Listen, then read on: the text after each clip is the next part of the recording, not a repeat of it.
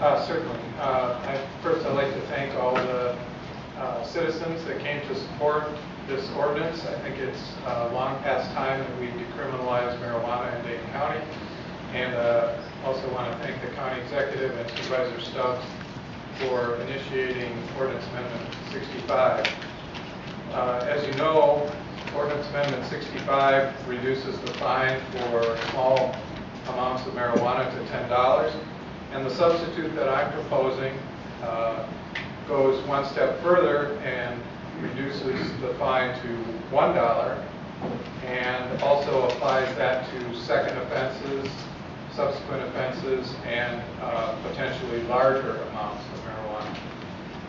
I think this board, in its wisdom, decided to reject marijuana enforcement funds a couple months ago because we know that marijuana enforcement is contributing to our racial disparities, and we don't want to make our racial disparities even a little bit worse. Also, we had a referendum, and we asked the people, did they want to legalize marijuana? We don't have the power to do that, but we did have the power to put it on a referendum, and overwhelmingly, Dane County residents said they would prefer to legalize marijuana. Marijuana certainly has some health effects, and to an extent it's a public health problem, but it is not a criminal problem, and I think most people in Dane County and most people on this board recognize that. So if we are going to send a message, and I think the sheriff asked us when we voted on the marijuana enforcement funds, what message are we sending to law enforcement?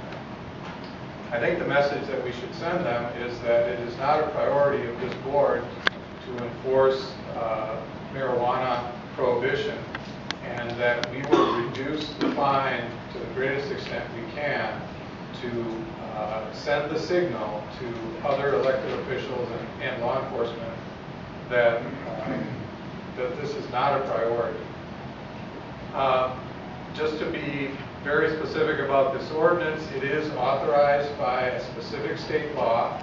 About 2 years ago, the legislature, for whatever reason, passed a state law that specifically allows a county to create an ordinance covering any amount of marijuana, any number of offenses.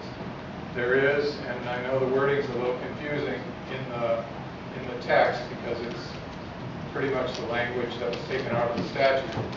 There is the situation that if someone is charged with a criminal complaint for a large amount of marijuana or for a second offense, of course they would not be prosecuted under this $1 ticket. You can't be prosecuted for two different things for the same offense.